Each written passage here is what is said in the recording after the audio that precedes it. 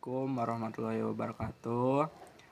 Satacana hayu urang panjatkeun puji sareng syukur kahadirat Allah Subhanahu wa taala anu tos maparinkeun rahmatna ka urang sadaya dugi urang tiasa kempel di acara dinten ieu.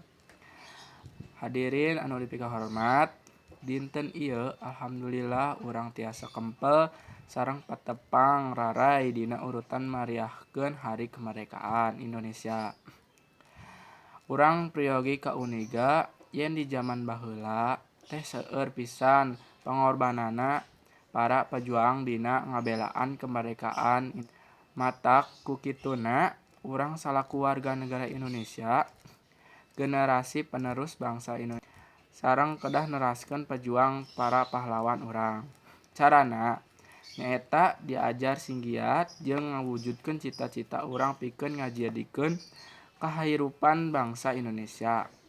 Tapi sabenerna seueur keneh hal-hal anu tiasa dilakukan ku urang sadaya sebagai generasi mudina rangka ngeusian kemerdekaan Indonesia.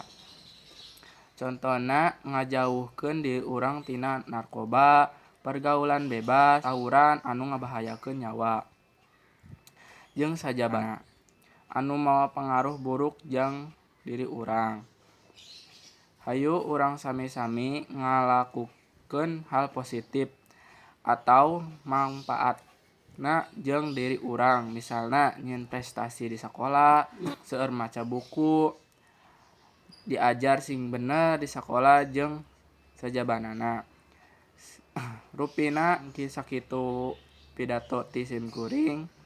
Rahampunten saupami dina biantara ieu aya cariosan anu salah atawa kirang marenah. Wassalamualaikum warahmatullahi wabarakatuh.